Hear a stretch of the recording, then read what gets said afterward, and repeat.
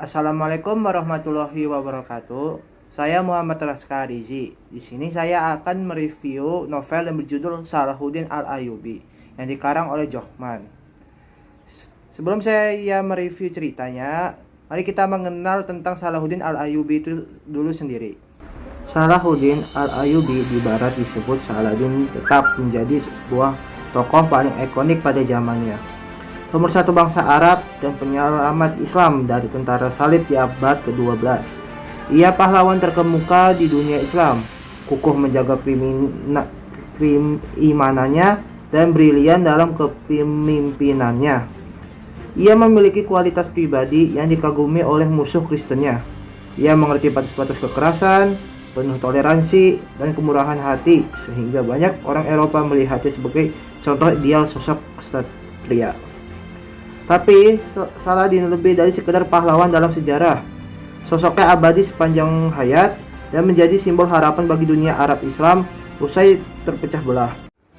Baik, saya akan mulai masuk ke alur ceritanya.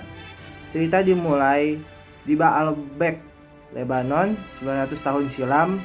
Lahirlah seorang anak yang dipanggil Salih, anak yang polos dan memiliki rasa ingin tahu yang sangat besar. Ada begitu banyak misteri yang menanti dia di masa depan.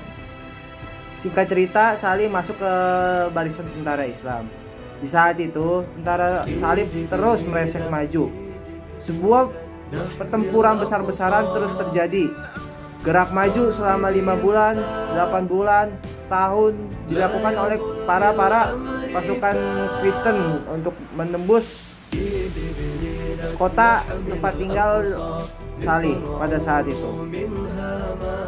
Pada 30 September 1183, Salih yang saat itu sudah memiliki nama Salahuddin dengan pasukan muslim terbesar pada saat itu melakukan apa yang mungkin saja upaya pertamanya untuk merebut kembali kerajaan Yerusalem yang pada saat itu sudah jatuh ke tangan para pasukan Kristen. Pertempuran berlangsung sangat panjang.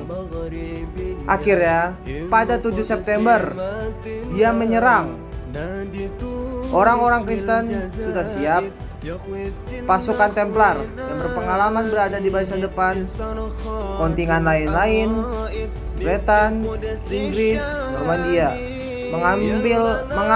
mengawal Raja Guy dengan Richard di bagian tengah. Dan Arab ksatria lain, Hospitaller, menjaga barisan belakang. Mereka terus merapat ketat sampai sebutir apel bila dilemparkan tidak akan jatuh ke tanah tanpa menyentuh seorang prajurit ataupun seekor kuda.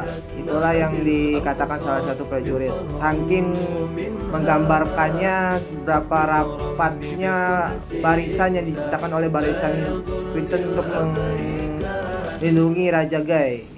Karena waktu itu Raja Guy yang memimpin kerajaan Yerusalem yang sudah direbut itu benar-benar banyak dan cukup kuat yang dimiliki oleh pasukan-pasukan Kristen pada saat itu.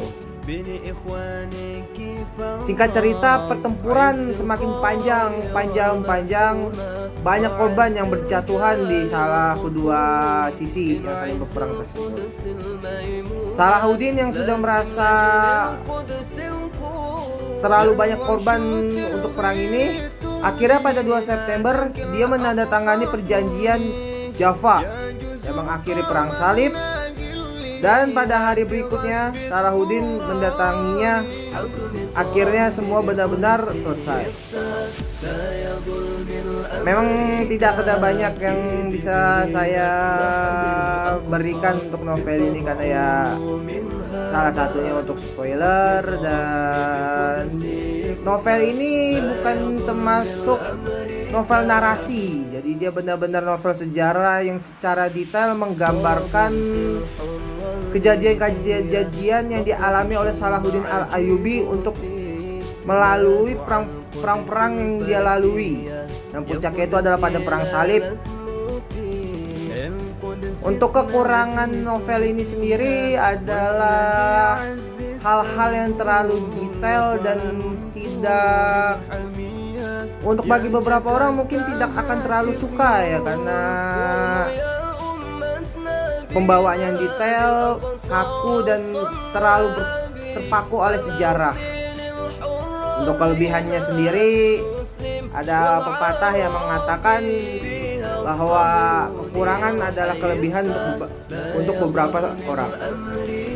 Karena kekurangannya adalah yang terlalu kaku dan terpaku untuk sejarah, kekurangan ini malah adalah hal yang bagus bagi seseorang yang sangat ingin mendalami Islam, apalagi tentang perang salib untuk memperebutkan kerajaan Yerusalem pada saat itu yang dipimpin oleh Salahuddin Al-Ayyubi.